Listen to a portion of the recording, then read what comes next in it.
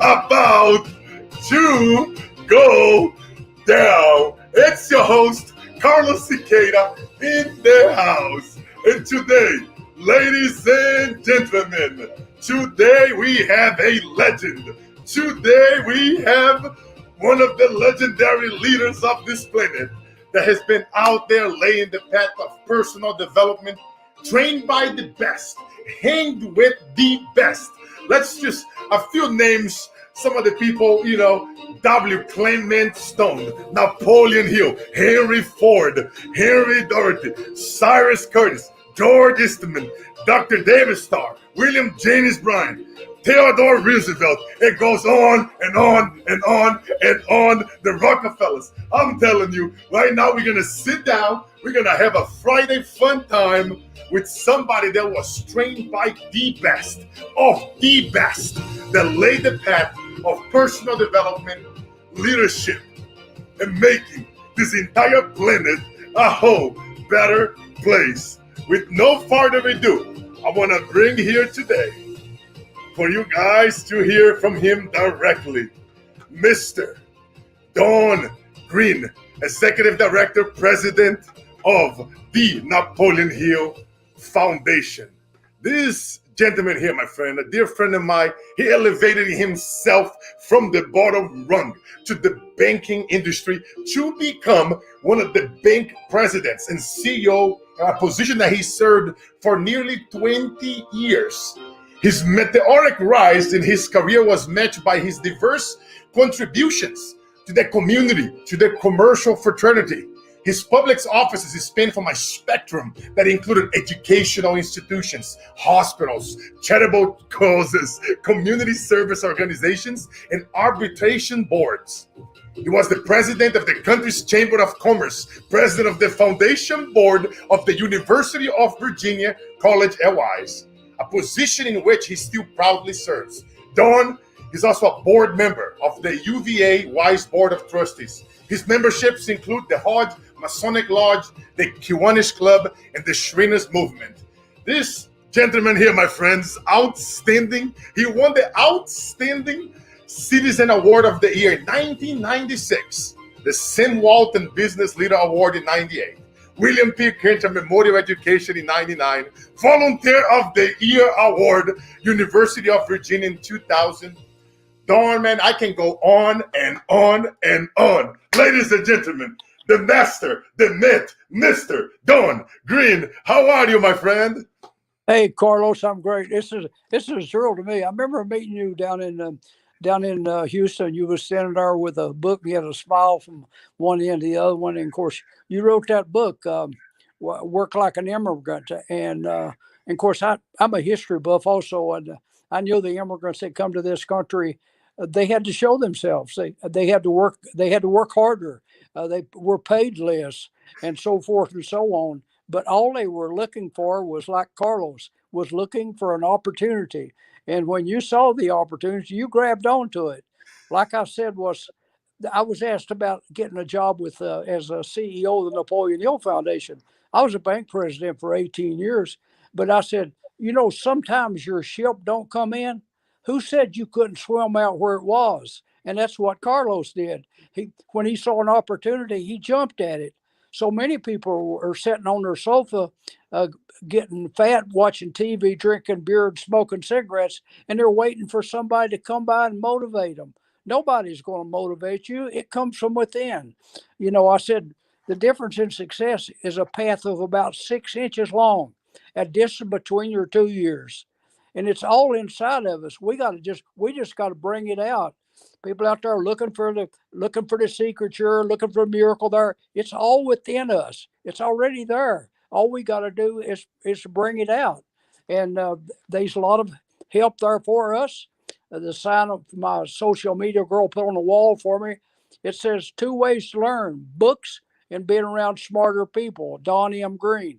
Well, I kind of borrowed it from Will Rogers, but it's the truth.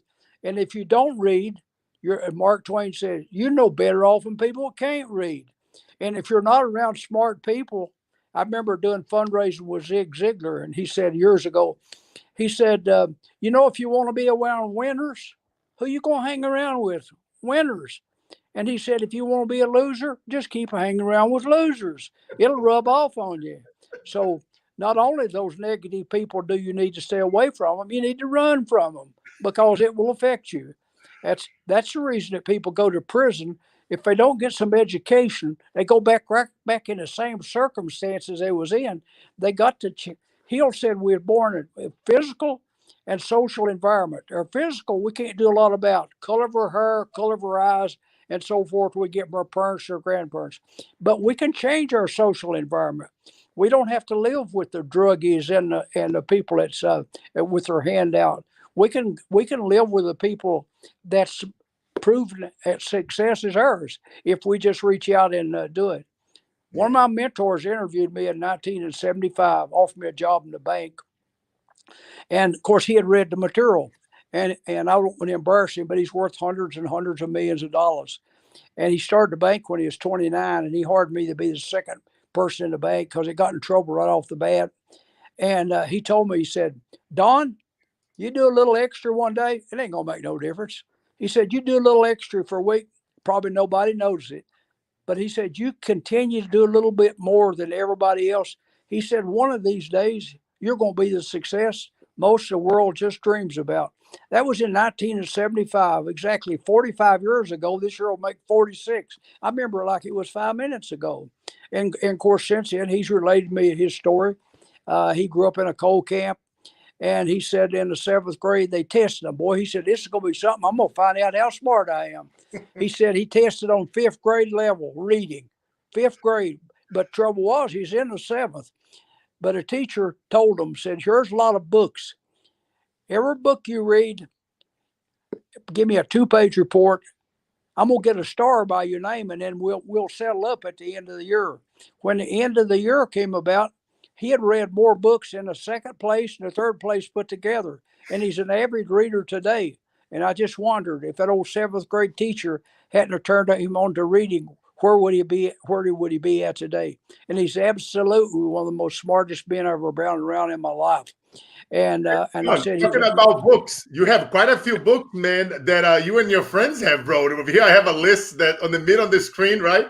From Think and Go Rich, 1937 to The Law of Success, The Outwit and the Devil. Our good friend Sharon Lecter, talking about being around winners. I know who surrounded myself with. Look at the young Carlos there, skinny around these 2 legends. And I see all these amazing books, my friend, The Success, Positive Mental Attitude, Clement Stone, man. And speaking of surround yourself with winners, Don, that's you here, Clement Stone, the myth, the legend. And, it's interesting because it's, let me see, what book was it? It was, actually, it was in your book. No, was in your book or was, let me think here. It was, hold on, Brother Carlos, you got to remember this. Maybe it was, I think it was Napoleon Hill, my mentor, either this one that you did.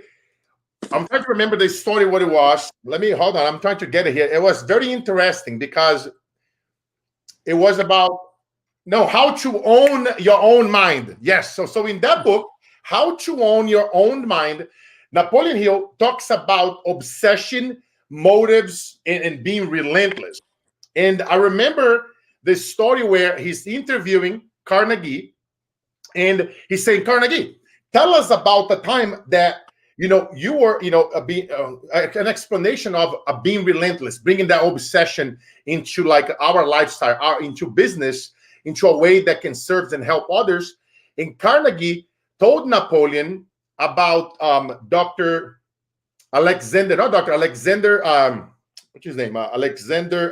Graham Bell's, when he was researching, and he ended up finding the telephone. And the reason why he found it was because his wife, his loving wife, she has the hearing aid, the problem with her ears, her hearing, and he was so obsessed about looking for the solution for the hearing aid that he ended up finding the telephone, and with the modern telephone that became eventually the telephone. And that's how, but because it was so powerful, it was looking for that thing. I remember when I was looking for the cure for my daughter's Isabella's, because they told me it's not a cure for, I'm like, hell no. When I was fighting to help my wife and all the things that I went through in my life. And this story is so powerful, but I would like for you to tell me a time in your life, Don, where that definite motive, that relentless, that obsession had to play out. Walk me through a time in your life, Don, or either in your life or something that you hear from Clement Stone or from Napoleon or from one of the legends where it was so difficult, where it was unbearable to even think about accomplishing that, but that obsession, that definite motive kind of got you through it. Well, I was an avid reader as a youngster. And actually, I was in the 7th grade before I ever knew what you had to do to flush a commode, because we live in a country and we had outdoor John. And even in the elementary school, we had an outdoor toilet. We didn't even have warm water. We eat lunch and we had a spigot on the outside that was just cold water. But one summer in a high school, I was. My brother and I wasn't old enough to drive. As a man paid us 75 cents an hour to pull mining steel out. We had to ride all the way to Williamson, West Virginia, which was probably about a 2.5-hour drive, and he furnished the vehicle. And we went into mines, and it had little railroad tracks, and you had to take wrenches and unbolt them, and sometimes they were had rusted, and you had to take a little saw and WD-40 and squirt on them and saw them off. But, it was only 40 inches high, and our parents didn't know what we was doing. They would put somebody in jail that would employ kids today at that bit, but we was tickled to death to make that kind of money. But just something come to me. I heard my dad was working in the mines, and something just said to me, these old guys work in the mines like your dad. They break down, they get injured, they don't have a long life. At that time, the average underground coal miner lived about 20 years less than other men. It was just a dangerous job. They made a living, but something just told me, Don, these old guys working, they're making a living, and they're wearing their bodies out. But all them books you've been reading, them people use their mind, they're getting rich. And from that moment on, I determined I'm not going to work in no coal mines. And fact is, one of the things I've learned is get somebody else to do what you can't do, and you go ahead and do the things that makes you money. One night we sold the bank out. My wife, when I was, which I married 54 years, we was out eating, and her dad had been in the hospital with dialysis. He's 85 years old, and my wife volunteered. These ladies in the table adjoining us, they had conversation with my wife because they were volunteers at a hospital. And of course, I'm more interested in eating pinto beans, I think it was, and cornbread. And they were talking. And one of them said to my wife, Phil said, we know they sold the bank. Said, what's Don working at now? And of course, I went from one day to the foundation, from the bank to the foundation, and I drew my salary from the bank for a year after I left, because that was the terms I made with them. And she said, well, let me tell you about Don. He ain't never worked at nothing. And said, I don't understand. She said, well, he needs something done. He gets somebody else to do it for him. And he goes ahead and looks at something else. And that's a secret. I mean, I know I had a dry cleaning business because I didn't like the way they did my clothes. And of course, I had a lot of other side business. I did developed land for Walmart, did spring water, Pizza Plus, Dollar General stores, and so forth. And when I had the cleaners, my only sister, was a legal secretary to an attorney, and I knew him. He did work for us, and so I was in there on a Saturday, and I kind of go through the tickets and see who I was doing business with, and Greg's name wasn't on there. So next time I saw him, I said, Greg, any particular reason you don't use the cleaners? Yeah, he said, Don, I was in the military. My wife can't do the clothes, but I learned how to do them. I said, well, I thought you were smarter than that, Greg. He said, what do you mean? I said, well, you charging me $75 to $100 an hour to do that. And I said, you can hire somebody to do your clothes and just pick them up on the day you drop them off. And you can be making them jobs that does $75 or $100 an hour. He said, I never thought of it like that. Said, it seemed like I never have time. It's because you bog down in things of it's not very important, and you could help somebody else out. And he started stopping, and I think he told every attorney in the county, boy, if you want your clothes done, just drop them off. And our name of our place was The Cleaners. I mean, if your spouse says, Carlos, drop these clothes off at the Cleaners, that was us. Our name was The Cleaners. And we never spent a nickel advertising. And we'd still been there today after 15 years, but we sold the location it was on to Walmart and insurance for a couple $1 million. And so it wasn't hard to make that decision. And of course, then I'd started working for the foundation and was traveling a lot, so it worked out. It worked out real well.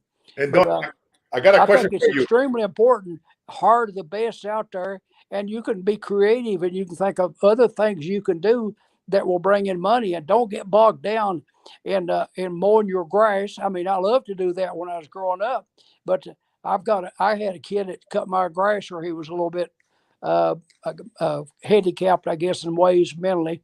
And he cut my grass for 17, 18 years, had his own lawnmower.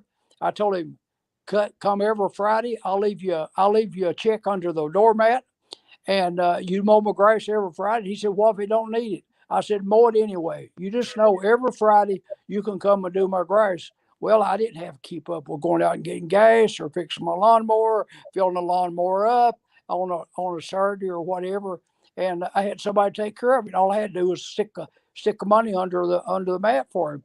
And so the more people that you can get to do things that you need done, you go on to do the important things. Should I be working on a book deal that's paying me thousands of dollars, or should I be working on my lawnmower? I mean, it's not a hard decision. It's not a hard decision. Hey, Don, tell me something. You know, in your book, everything I know about success that I learned from Napoleon Hill, you say this. I'm quoting you right here. Our inner thoughts bring either success or failure, depending on which one we allow to dominate our thoughts. And as you know, in 2020, it was a difficult time. Probably fair to say to half of the planet, at least, half of the planet, if not more of this planet. Not a lot of people there surrounded with people like you and I and our friends. They're constantly focusing on personal development, elevating, raising the bar, raising the standard. And a lot of people right now are speaking of money, right? You're coming from the money industry and financial industry and banking. Tell me something. Did you went all in, or did you play it safe with your money as an entrepreneur? You're an extremely successful career. When it comes down to money, Don, how did you do it, brother? I think that will help a lot of people here listening to us right now, because sometimes how our fears stop us from doing things that could change our life. So when it comes to you, Don, and all your successes, and maybe even something that, you hear from Clement Stone or Napoleon or one of your friends, did you play it safe with your money as an entrepreneur, or did you went all in and you say, I'm just going to go for it? Well, I would say it's somewhere between, Carlos. My wife, she did not understand the stock market real well. And I told her something was risky. I said, you know what the biggest risk in life is? Taking no risk at all. Yeah. But you can take an educated risk. I would use the word diversity. There's a line in our good Bible, which I'm sure you're familiar with. And it says, if we have any wealth while on earth, to put it in 7 or perhaps 8 places, lest you know what calamity may befall you while you're on earth. And that means diversified. Now, if I look back and say, I bought Microsoft, and in a 2-year period, it's made me a couple $100,000. Well, now if I'd have thrown it all in Microsoft instead of having a couple $100,000, I would have had 5 million. But what if it was one of them tech companies that didn't make it? So I would sit down, Carlos, you are a young person, which I've done plenty of time. I could sit down and show them in 15 minutes how they can become millionaire. And I would say buy 100 shares of stock as you can, and read Warren Buffett. Read them people that's making it. Don't be one of them things that you got to try stuff that you don't even understand. He's got a word for it. Buffett does about it. He calls it FOMO. He said when something comes along, it's new or something other. It's the fear of missing out. In other words, all these people are doing this, it must be what they're doing. But if you don't understand it, you know, you got Walmart, you got Coca-Cola, you got Pepsi, you got Hershey's, you got Walgreens, you got Microsoft, you got Apple, you got Amazon. There's so many wonderful companies out there that you can put a little in each one of them. And the thing of it is, don't go out there and try to, it goes up a little bit of money. And it's kind of funny. And I was doing real good. And I would show my wife the statements, and we was eating at a Cracker Barrel one day. And she said, well, now you're always buying stock. Why'd you not buy Cracker Barrel? I said, Phil, honey, there's so many of them. I can't buy all of them. And she said, I said, well, you got some extra money in your checking account? And she looked at, she said, yeah, you could spend a couple $1,000s. It wouldn't hurt nothing. We bought $2,000 worth of Cracker Barrel stock. It split several times. And this has been a long time ago. But I can look at that thing, and that $2,000, it's worth about $165,000 today. And I believe the dividends have been as much as $8,000 a year. But I never took the dividends. I seen it let it go back and buy more stock. So yeah, you know, they told us the sweet apples is out on the end of the limb. That means taking some risk, and you have to take some risk. But hey, we take a risk. We get up for morning, you know. Yeah. But the thing of it is, I think it starts with the parents. You know, the kid when they're starting to walk, they say, "Come on, baby, take a step. Now, come on, come to daddy," and we encourage them. But they get a little bit bigger, we start telling them such things as, "Now, don't you get in that water. You learn how to swim." You know, and go on and on. And the psychologists tell us that a kid grows up, he's heard the word no a 250,000 times. So you know how we get that stuff out of us? I know you know, but I'll tell it for the audience. I taught this material 12 times at the University of Virginia, and I gave them the money back. I just wanted to expose young people to it. And I read a book by a guy named Shad, S-H-A-D, Helm Settler, and he's a PhD, and I've probably read it many, many times. And it's on auto-suggestion. All the title says, what do you say when you talk to yourself? We have to give ourselves positive self-talk to drive out all these negatives. You know, there's one of the books I read, lists 50 or so things that says, we have no money at the end of the month. Nothing ever goes right. We tell ourselves over and over and over. Why would you tell yourself that you're not going to have no money at the end of the month? Why don't you tell yourself things positive? Because those things become embedded in us. And you might not believe what someone else says to you. Like even your spouse or someone could say, Carlos, you can't associate with them people. You can shake it off. But when Carlos says, I'm not going to get in touch with Sharon Lecter, she don't know me. Tony Robbins don't know me. And we tend to believe ourselves, especially when we repeat it. We believe what we repeat to ourselves, and it becomes a part of us. So why would we not talk to ourselves in a positive manner rather than in a negative manner? And it's a habit. I mean, you know, you're going to get up for morning and say, God, it's morning. It's the way you word your thing, or say, thank you for another morning, God. Show me someone I can help today. In Jesus' name, amen. Do you want to start off that way, or you want to cut that television on? I used to own a cable company. When my wife passed away, I gave away 3 of the television. I do still have one, but I don't cut it on in the morning. I want to start out on a positive note and go into the office. I've got my little do list of things I'll be working on. I don't want to watch something on that squawk box that makes me think that the world may end before lunchtime. And we got to be careful of what we read and who we listen to and what we watch. I mean, to me, the news is just like a weather channel. You get up in the morning and they tell you the weather channel is. Ain't no point in watching no more that day. You kind of know where to wear a coat or where take your rumble or whatever. But there ain't no point in sitting there watching that weather channel all day because it's probably not going to change that much. But you know what I say, Don? I say CNN is the constant negative news. They should watch Carlos on GNN and Don Green while here on our show every Friday, every Monday at 5 p.m. We call the GNN Good News Network. You feel me? And what I always tell people is this, man, I love that you touch God and faith because I know that you are a person of faith. So am I. And I always tell, my followers and my friends around the world, if you want God to trust you with something, you must do something. Come on, Brother Carlos, say it again, baby. If you want God to trust you with something, you must to do something. And when it comes to do something, Dawn, as you know, my friend, a lot of people sometimes they go into their mind, right? Like, oh, actually, this is actually a great segue here to talk about something on Napoleon Hill on the Think and Go Rich book. He talks about how to outwit the 6 ghosts of fear. And I have over here on this stage so that you guys can relate to it.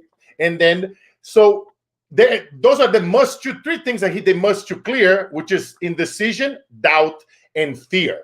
Super important things that when it comes down to outwitting all those ghosts, right? Oh, the ghost is of what are people going to think about me? The ghost is of, what if I die? The ghost is of, what if I do this and it doesn't work? And in all this crap that we allow to goes in our mind. And in your opinion, Don, tell me about a time in your life when you saw yourself in that situation, like before you have all this massive personal development, because you literally put yourself in the environment. I remember when you and I were talking, and you were telling me about the time where you were in the kitchen with Clement Stone, and I was like, wow. I'm like, what a cool thing. I always tell myself, man, I wish I could see some of those rock bands from back in the day. That's how, be able to go to their concerts lives. But now that I'm got older, I'm like, it's an honor for me to be able to be around leaders and mentors like you that were around those guys. And I wish I was on that kitchen there with you, listen to Clement Stone and ask him and just getting to his mind and getting to Napoleon Hill and Henry Ford and the Rockefellers and J.B. Hill, all these legends, right? And if we could walk in that on a time, can you tell us about a time, Don, where you were going through so much turmoil and indecision, doubt, and fear was so overwhelmed into you? And how did you overcome those 3 key things which it ties up to the removing those how to outwit those 6 ghosts of fear? Well, to start off with, Hill told us that the a starting point of all achievement of success was desire. And if we have something that we really are passionate about, I said we can talk about the P's: purpose, plan, perseverance, and with passion. Most people, they're like a wandering tumbleweed, one day to the next, and the least little thing sidetracks them. But if we got something that really drives us, we won't have. You can't hold negative and positive thoughts at the same time. Our mind's complicated, but it can't hold the goods and the bads. The good Lord gave us a power of choice, and we get up in the morning, we can decide where it's going to be a good day or where it's going to be a bad day. But the thing of it is, we get to make that choice. It's our choice, and so many people just don't have anything that they have a belief in. It's the whole life is about sowing and reaping. They talk about the secret this, the secret that. But we are only allowed to be happy under one circumstances, and I would discuss it with anyone. We will never be happy just material. Getting up. I thought 20 years old. I put on a card, gave it to my wife. She said, "I believe you guys make $1.15 an hour." I said, $1 million to bank, a gold Rolex, and a black Mercedes. But then when you got them, you think, well, what else do I do now? And it's that song of Peggy Lee's. Is this all there is? There is one way that I found to be happy.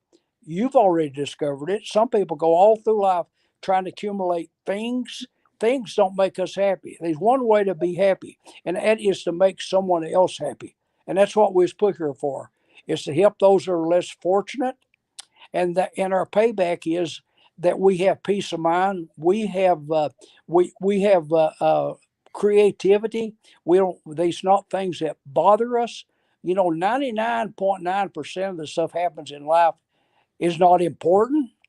A bent fender is not important. Totaling your car is not important unless you get hurt, and so forth and so on. But a woman can cry over a broke fingernail. Big deal. We can make a big deal out of little bitty things. make a mountain out of a molehill, as the old saying is. And we got to learn to do those things. And if we have a purpose and a passion, you just can't wait to do the next show or to meet so and so. You're not going to have room for much negativity. I saw an old lady on television one day, and she's a farmer. She had the bonnet all on, and she said, and she must have been in her 80s. She said, "When I worry, I go to my garden and hoe."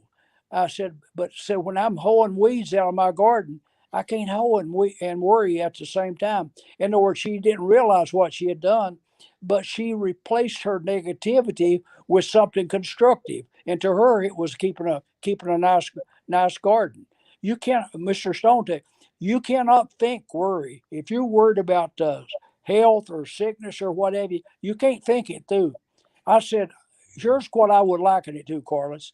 If we have negativities, and I mean, or afraid of criticism and all those other things, and of jealousy, angry, hatred, and all of those other things, it would be the same thing as going out on your front porch and getting your rocker.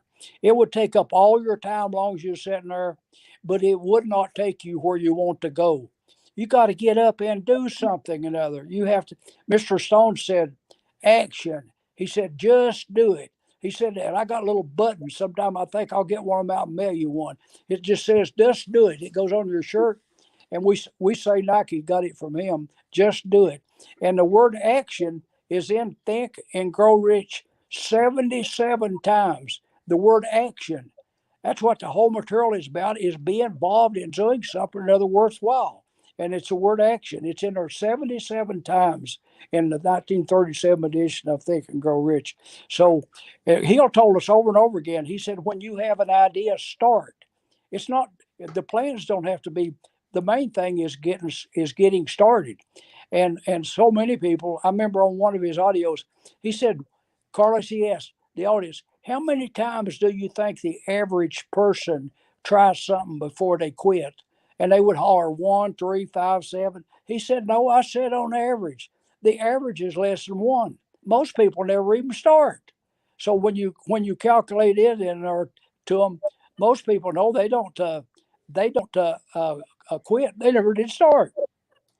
And people say things like, I have a hard time making a decision. No, you don't.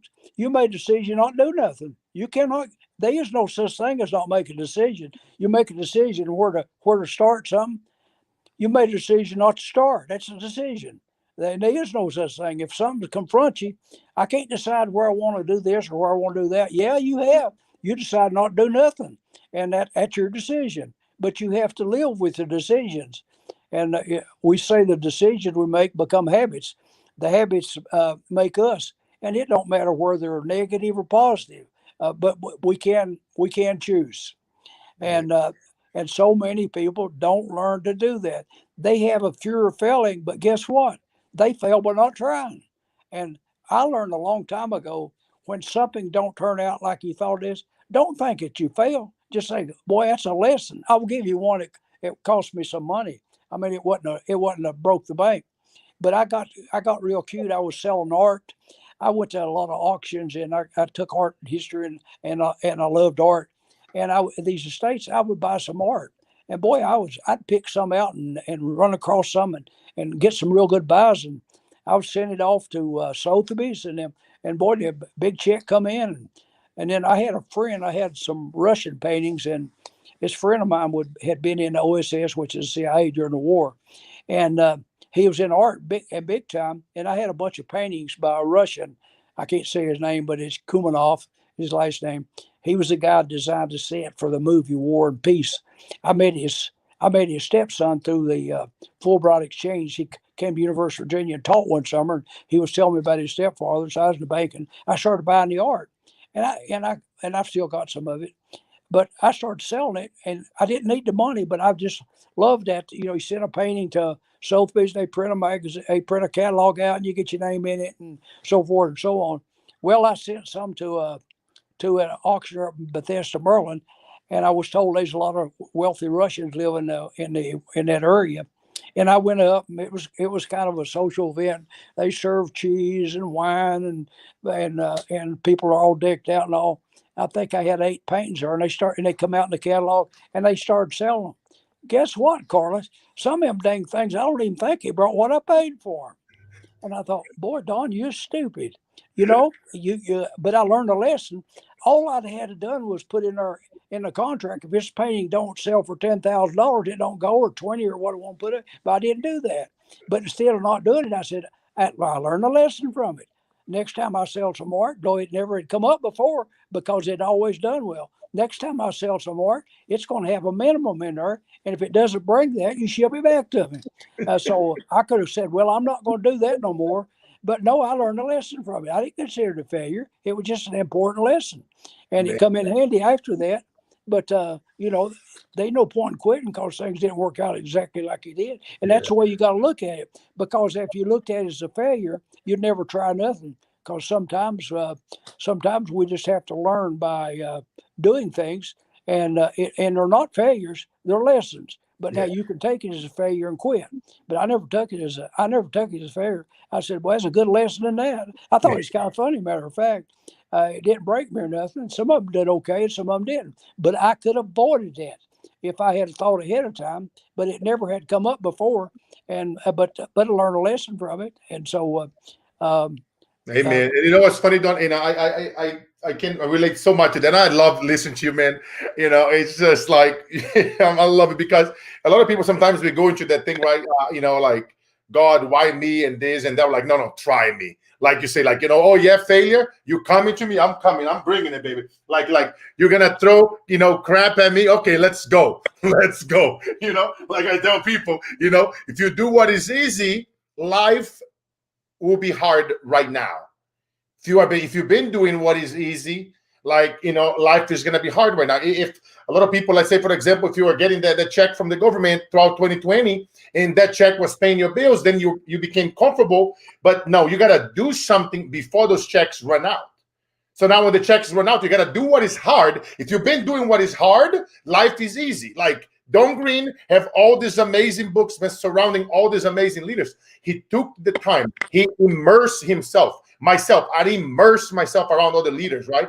Doing what is hard our entire life. So now life is easy for us because we've been doing what is hard, not doing what is easy. And Don, I heard, some whispers that this amazing book is coming out, called Napoleon Hill, My Mentor, that's going to be underway, coming out soon. And I would love for you to tell me something.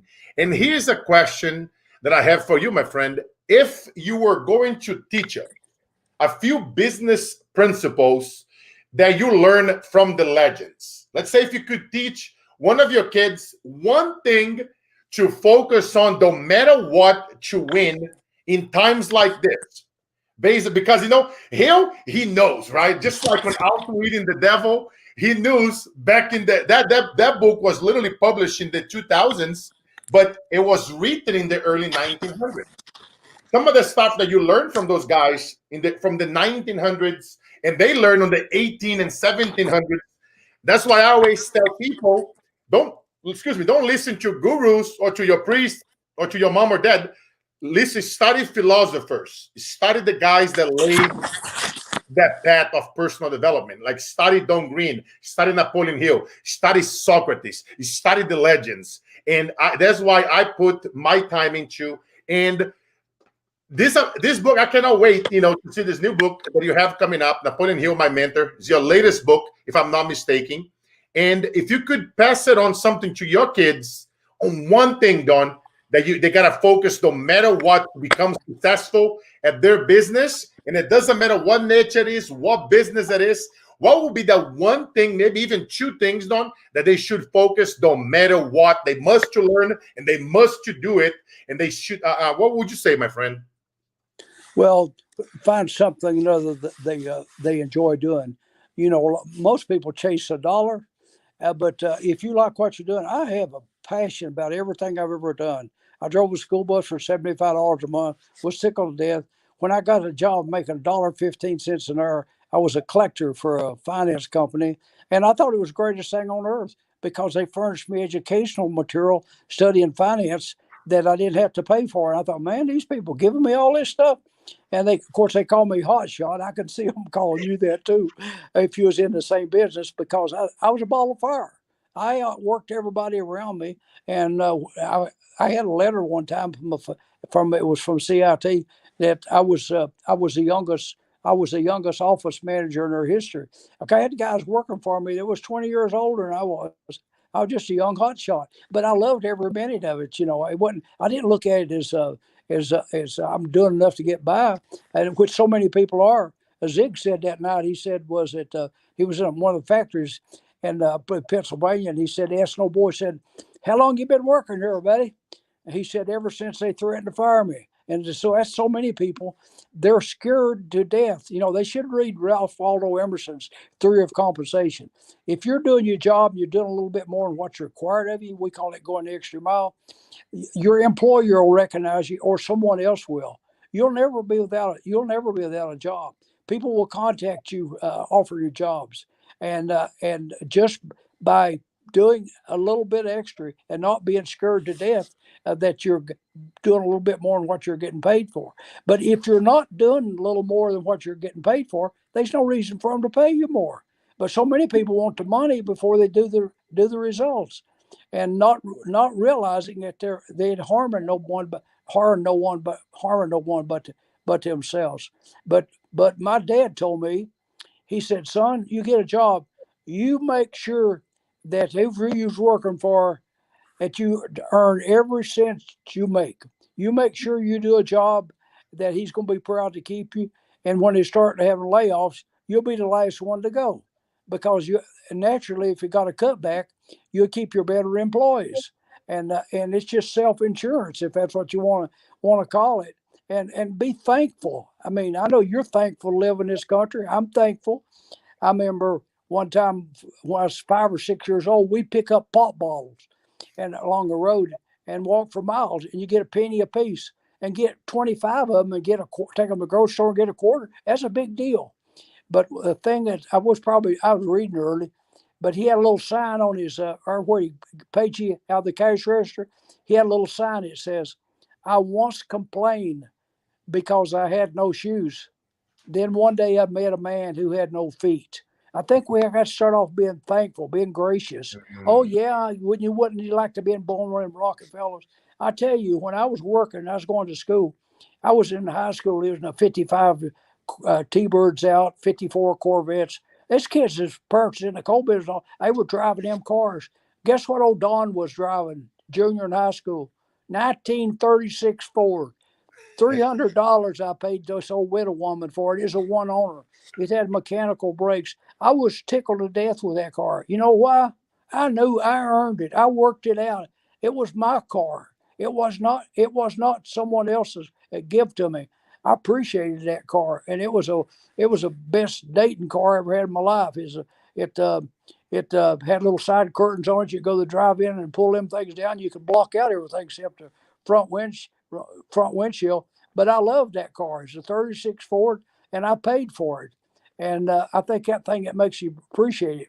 Now today is, I know you love going in. Most people love going in Walmart. They employ me and have people. I've owned their stock, and like you said, I got to sell Walton Ward for community work. But you walk in at Walmart, and they got all them machines out there, and you got these little kids putting them coins in there. You know what I know right off? Them kids, that money was given to them by a parent or a grandparent, and the money has no meaning to them. They dropping it down in a hole, hoping to get something or other. But if they'd walk for miles picking up pop bottles, believe me, they want to learn to take care of their own money. And I learned the money bit at an early age. My mom, I asked $8 for a Boy Scout uniform. Oh, honey, we'd love to, but we can't waste our money. Your poor daddy crawls around the mines and said, you never know when he might get hurt or get killed, and we wouldn't have no money at all. Said, "Won't you go borrow your Uncle George?" Said, "He pays you a quarter, don't he?" "Yeah, with a push more, but it's a big quarter, you know." And guess what? I worked out more than enough that summer to have enough for a uniform. But when I worked the money out, all of a sudden I didn't want to spend it for that. If someone would give me the money, I would have done it. But because I had to work it out, I appreciated the money a lot more. So the money lessons come to me at an early age. So I thought it was just only natural that I go in the banking business. I used to tell my cousins, "I'm going to work in the bank." You don't know nobody works in a bank. He said, you get a job working in the coal mines, you can retire in 20 years. I said, yeah, and you're done half dead by the time you get through with it. I had no desire, not that I knock those people. They do very hard work, but that was their choice they made. I chose not to go into the coal mines, but to get me an education and use my mind. And I've loved absolutely every minute of it. I worked in the finance industry about 45 years. I was never without a job. People always contacted me, offered me a job, and just like this with the Napoleon Hill Foundation, when they knew I was going to sell the bank, and they said, "Don, we need somebody to run the foundation. Mike can't travel no more, and we really need." And said, "You know more about it than anybody we know." And so we made arrangements, and it's been doing it a little over 20 years now, and be 80 here in a few days, and I absolutely love every minute of it. And when I can't make a difference, and when I can help kids go to school, and when I can help them people in prison, we got Carlos. We got all kinds of stories of the people that one old boy played 14 years in the NBA, played with Kobe Bryant, and he played it first with Mike, and he played 14 years and ended up in prison. He read our books in there, and since that time he got out, and of course he ended up bankrupt and a whole bit. But since he got out, he's going around speaking to kids, and I invited him to University of Virginia, and the kids absolutely loved him. He was not raised by his grandma; he was raised by his great grandma, and he's 6'11". And I said he worked 14 years in the NBA and then ended up in prison for drugs. And but he changed around. He's always sending me newspaper clippings where he spoke to this school or that school, and I think he told me his assistant pastor at a church. And the books turned his life around. And we hear lots and lots of those stories. And we have people. We furnish a lot of books. And on my desk yesterday, I had 3 letters from people in prison requesting a book, and we'll send them Think and Grow Rich or one of the other books, and hopefully they read it and get something out of it. We know we don't reach every one of them. Like Carlos, you speak for large audiences, and I'm sure there's a number of them. It does a lot of good. Some of them maybe a little bit of good, and then some of them maybe not, because Napoleon was famous for that saying, said, when the student was ready, the teacher would appear. So there's no point, you can talk to people, but if they're not receptive to making changes in their life, maybe it'll come around later. I know you've read the story. The boy said, when I was 15, my old man was ignorant. But he said, time I got 30, I was amazed at what old my dad had learned. It wasn't his dad had learned, as he had learned.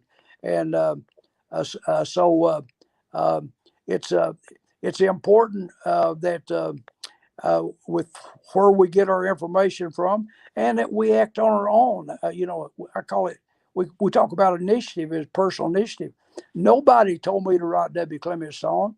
I did not no more need to write him than Man of the Moon. I was working as a bank president.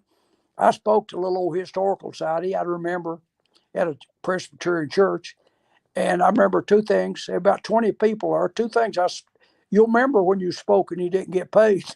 Okay, and you'll also remember you'll also remember when when it didn't even feed you.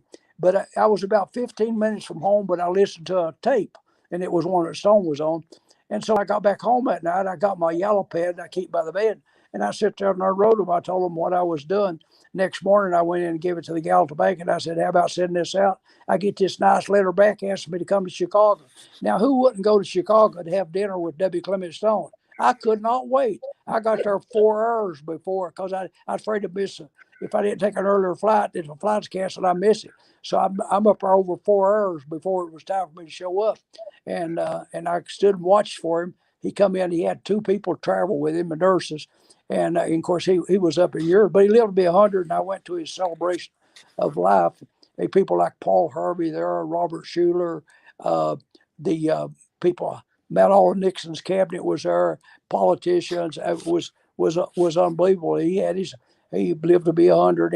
He made out an invitation list, and at his celebration of life, there wasn't nobody there. They were just things from his life.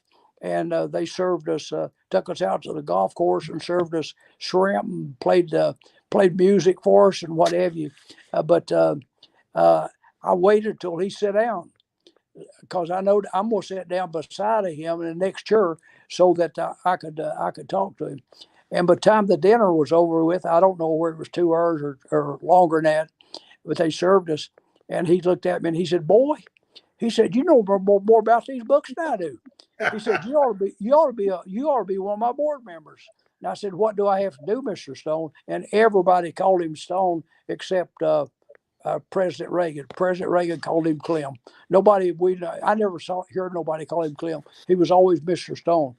And he said, "Attend our meetings and we'll keep you the material and you just keep up with us." And that's how it got started. Nobody approached me. I wrote them a letter, you know.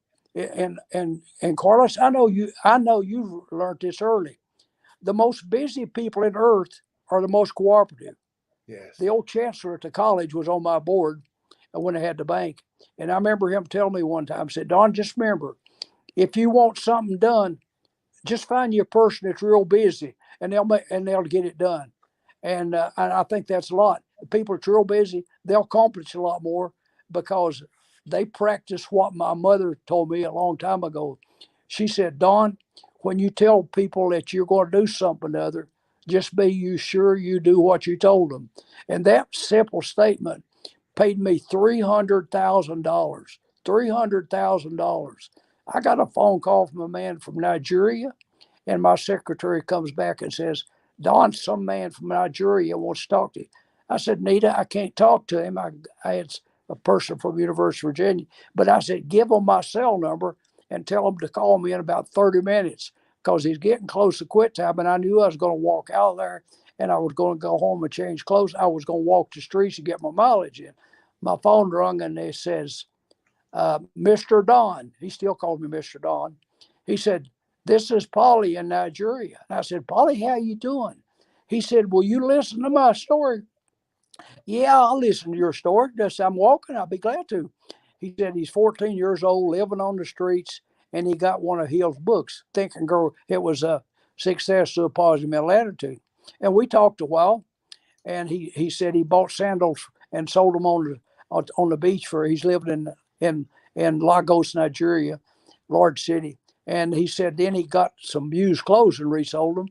And then he got enough money to go to Hong Kong and buy men's clothes and sell them. Someone offered him a job selling drugs and legitimately. And then he seen what kind of money he was making. So he started his own pharmaceutical company. It's called Neros, Neros. And if you went to Nigeria today, the soccer stadium is named after his pharmaceutical company. So I said, "Mr. Stone wrote a couple of books himself, Paulie. Did you know that?" "Oh, no, I didn't know that." I said, "Yeah, he's got 2 books, Believe and Achieve and Success System Never Fails."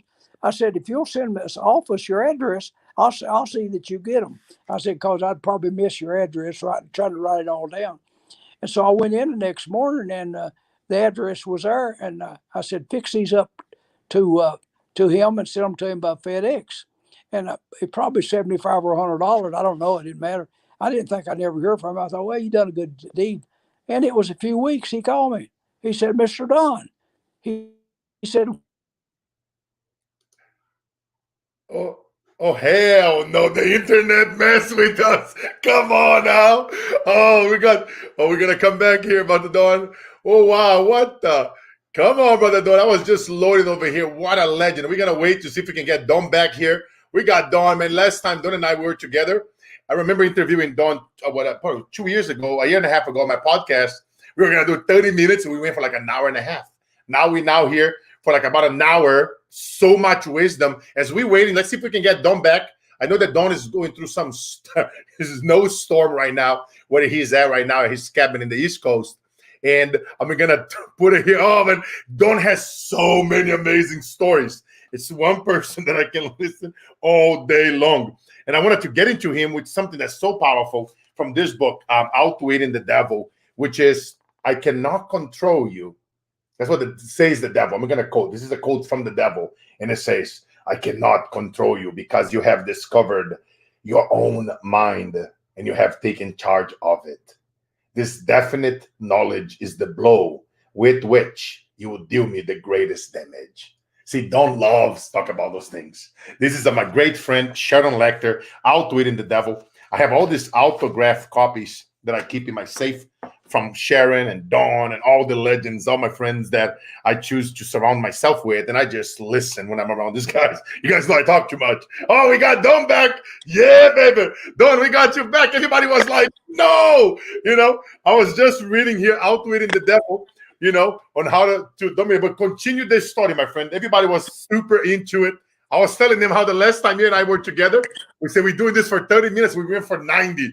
And today, we're already at an hour, but we'll keep it going, my friend. When you have to go, if it disconnects again, I know that you're going to some storm weather and snow where you're at, but I don't have to go, but if I lose you, it's because of the battery. It's giving me the signal my battery's is low. But yeah, we can do it. We can do it again sometime. We'll do it the next time from the office when I have the setup. It's professionally done, or even my laptop. I just got my laptop and it was downloading, and my nephew who teaches school and teaches this stuff, he said, Don, you like 20 minutes. I've been downloading. Hey, I got to do it on my phone. I said, I can't hold the man up. It's at 8 o'clock my time, 5 o'clock his time. And so the next time we'll either do it from the office or we'll do it from my laptop, and it'll come up. That was awesome. But don't tell me something. We'll do it the next time from the laptop. And but no, over here we all could hear you perfect. We even had some comments right when we lost you. People were like, "Oh no!" And then somebody else was like, "Oh no!" Everybody's enjoying.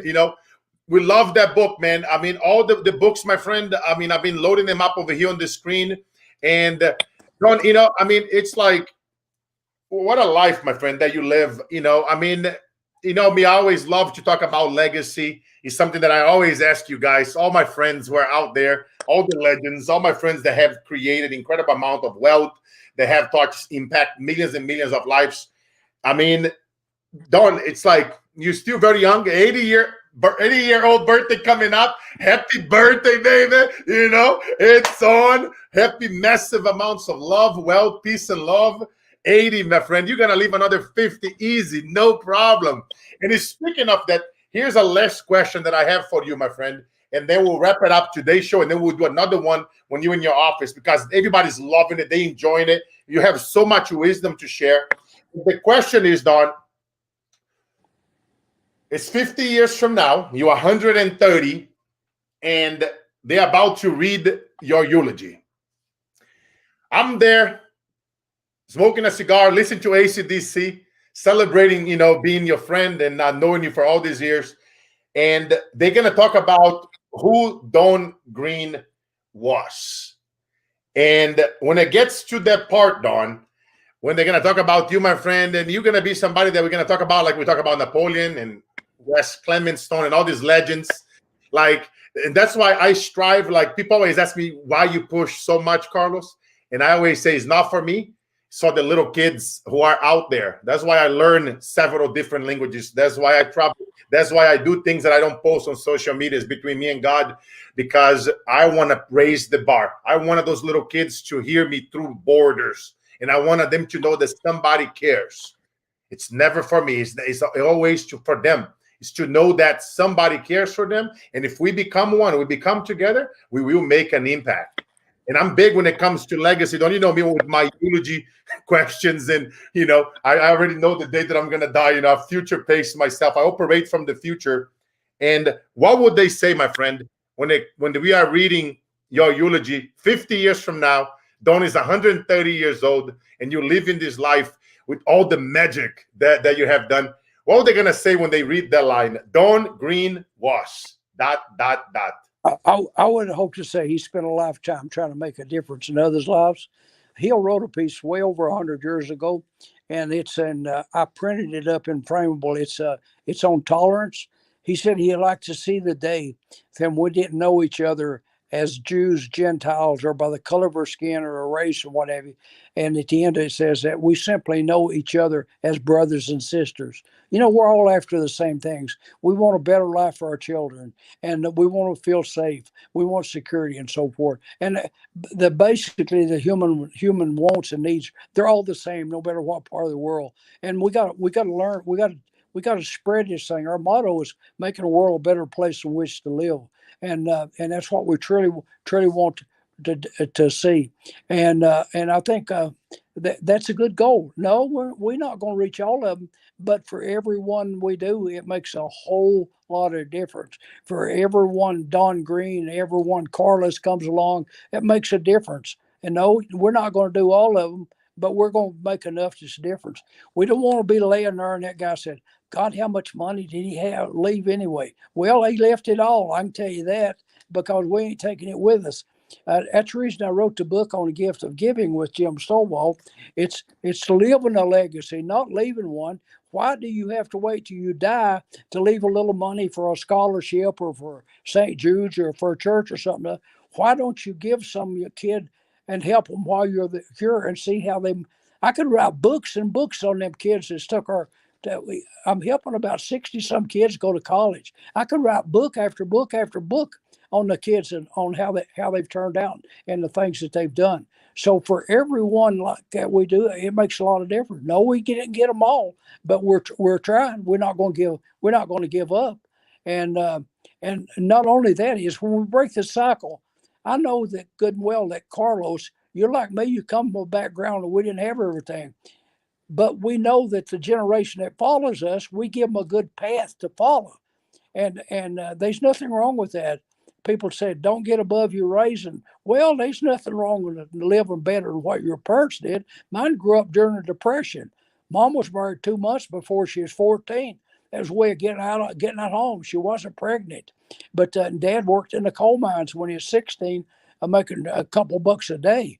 I mean, it was hard work. They grew up in the Depression. There wasn't no free food or unemployment or all these other things out there. You did what you could, and that's all they knew was hard work. My mother had that saying, hard work never killed nobody. Well, I employ that hard work can be use of your mind. It don't have to be your arms or your back and whatever. That we can accomplish more. Fact is, you can accomplish a lot more with your mind than you can with your hands if you use to develop your mind.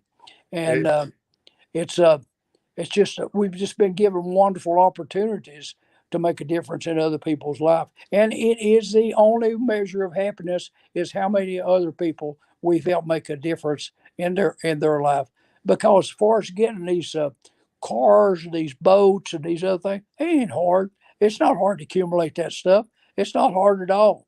But to make a difference in other people's life, it takes your attention off of trying to accumulate stuff to seeing what I can do to help others. And sometimes we'll do a thing on 4 uses of money. We don't have enough time to cover because my battery's going to go off. But I've read thousands and thousands of books, and there's only 4 uses of money, and we can do a whole show on them. But most people never get through 1, 2, 3, and 4. They just simply, as Victor Hugo was Carlos, they didn't plan on failing. They simply failed to plan. And that kind of sums it up. No, they didn't plan on failing. They simply failed to plan. Oh, my friend Don Green, man, legendary in the house. It's such an honor, man. I always thank God and I pray for you, my friend, and all my friends out there who are doing great things for this planet.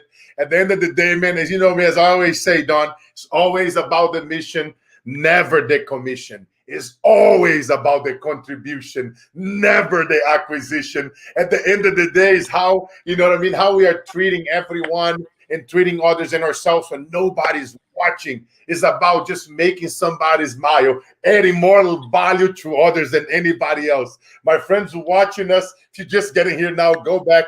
Don't drop massive wisdom. We're getting so much love on social media. Right now, Don, we have people here from around the world. Just to give you an idea, we are live on Amazon TV, Roku TV. We are on Instagram. We are on Facebook, LinkedIn, YouTube. We have so many people here from South America. We got Philippines. We got India. We got, we got like Middle East. We got like USA, Canada. We got like so many people here. You guys drop your country where you are right now. We just have so much love. So much comments are just loving it. They are enjoying this so much. We know we're literally here for over an hour on the show. Normally I do the show 40 minutes to 45, 50. With you, we always have time. Look at this. We got London in the house. Drop your countries, beautiful people. They got added value to others. Thank you. We have just like people watching here from the Philippines and South America, and holy Lord, I'm telling you, Don, we need to do this again next time. Like, what's great right now on your cell phone. I'm glad that you were able to do it. And you know, we do it the cell phone again. We do it. It's always an honor, man. It's one honor that I have to be able to interview all my legendary friends while we are still healthy, still alive. And like I always tell people, like, I love what you say there, my friend, in your concluding words, like, you gotta, you know, just go do it. Don't wait until you're dead to leave that money. Go do it right now when nobody's watching. What are you doing when, you know, when that you are not posting on social media? How much more money are you donating above and beyond the tax bracket? You know, it's about, that's the stuff that this stuff, it's addicting. That shit is addicting. The more people that you help, the more that you want to help others. And my friend, you know, I just love you, brother. You know me. Give it a big hug in your family from me. And I'm looking forward having you on your show soon. And Don, what is the best place? Everybody here, guys, you guys must to check it out. Don's new book coming up. My friend, when is that book is out? And what is the best place that they can go to grab that book? Amazon. And if they buy the book and I see they've posted a thing on there and I notice it, I'll send them something or other. I'll give them a free gift. I'll send them another book if I recognize that they posted it and they say something other on it. It'll be mailed out last of the month. It's also 5 hours audio in my voice. It's also a Kindle. It's a nice hardback, and in no time at all, it'll be in a lot of foreign languages. And you send me the link, and Lana, my social girl, she's a friend of yours on the social media, but we got a tremendous following, and so if you send her this link, she will put it out there. She will put it out there also. Amen. And we will do another one. You think it's worthwhile? I enjoy doing it, and if we reach a few people, and I'm also talking to the people in Brazil. They probably publish at least 40 of my books, and I'll arrange an interview with you and Marcial. They've come to see me every year for a long time, except this year because of the pandemic. But he swears he's going to be here for my 80th birthday, which is March the 1st. But right now they're not traveling out of Brazil. It's pretty scary down there now. I think the president. When I have to go to Brazil, I need to go like an immigrant. I need to cross the border for me to go there. I had to go see my mom the other day. She has the COVID. Thank God she's getting better. She's just finishing her quarantine. And I was not supposed to go, but you know how we roll. And but no, I know about that, my friend. And that's great, Don. I'm looking forward. Let's do one. Let's plan another one in February. Everybody here is loving it. And we do another one right before the book comes out. So we do a big old lunch party. We do like, it'll be your birthday. It'll be a lunch party for the book. We have a great time here on social media. And I can't wait for the boards to open up again, my friend. And for us to get together and do what we do best, speak life into others when they don't see it, and bring it to a whole nother level, my friend. You know, massive. Guys, there you have it. The myth, the legend, Mr. Don Green. Check it out, his book on Amazon. You heard Don. Don, you're getting yourself into crazy stuff here right now because it's a lot of people watching. His show over here, tens of thousands of people, they see it because it's globally. And he just told you guys, if you buy this book and you drop a comment on Facebook and you leave a review, he's going to send you a gift. You know, I'm telling you, that was a beautiful gift to offer. There you guys have it, guys. The myth, the legend. This guy's been on the kitchen on the table with Mr. Clement Stone, the myth, the legend. Napoleon Hill. I mean, all the legends. He wrote several books, co-author. Forward, you know, Don Green, the myth, our great friend Sharon Lecter. And there you guys have it, Mr. Don Green. Any final words, my friend? What an amazing show. Thank you, Carlos. I hope people enjoyed it. We enjoy what we're doing, and about the books and all. I don't take any money off of these things. All the money on these proceeds on this goes to scholarships. Don don't need the money. You know, I said been trying to give it away and help as many causes as I can, and it's just amazing what all I've been able to to uh, to do, and to help so many people and so many different causes, the church, the college, and the list is on and on and on. And so this, I'm not doing these books for money for Don Green. All the money off these books goes into the scholarship fund. And I know that you do that, my friend. It's just like, I was doing with my book, Work Like an Immigrant. 100% goes in feeding those people out there that are going through hunger. It's like at the end of the day, right, doing the stuff that nobody's doing. Like I always tell people, you must do what others don't do, can do, and don't think of doing, and never seek like recognition or go into everything. Remove the emotions, take it all outcomes of every situation. We release so much stress, and the amount of love that we get, man. Isabella, my daughter, says the tears of happiness is in giving. The joy, it's no word, guys. It's addicted. And I pray for every person here watching us right now to go into something difficult. Listen, go back to this. Pick it up. Some of the books that I've been putting here on the screen, every single one of those books, even if you think, oh, I already read it or I heard about it, highly recommend. I probably read Think and Go Rich at least 3 times a year. And one of my other favorite books too from Don is over here to the left. Everything I Know About Success, I learned from Napoleon Hill. Outwit and the Devil, one of my favorites over there. Sharon Leck gave me a signed copy. That one in the middle, it's a kind of cool book too. This guy named Carlos Siqueira wrote. He has a little bit of wisdom. This book over here, Mental Dynamite, amazing book. It's like we can go on and on and on. All these amazing books, man, that Don, you and the foundation, your new book, I cannot wait. Look at the list, guys. It goes on and on and on. And these books, they would change your life. Start with, like I said the other day, right? Make a commitment. Read a book a week. And go, whenever you learn something, now you go pass it on. Go to your community, find out who's in need. Go teach somebody. Go help someone. Win one, help one. And I'm telling you, books, they changed my life in times of chaos, and it would change yours too. There you have it over here, living legend, Mr. Green in the house. I cannot wait, my friend. Have you soon. In February, we'll rock and roll again. Massive response here. God bless you. I love you. Ladies and gentlemen, there you have it. The myth, the man, the legend, Mr. Don Green. You all know it. The days that break you are the days that make you. Let's go. Life is about the mission, never the condition. This show is totally free to you, my friend. The way how you help us is by liking, subscribing, sharing. Turn on the notification button so every time we go live, we will bring it. We'll speak life into others when they don't see it. We'll tear the house down. And the devil will whisper, you cannot withstand the storm. Mr. Green, Mr. Carlos, and we will reply, we are the storm. Let's go. Make 2021 the best year of our lives. Bam.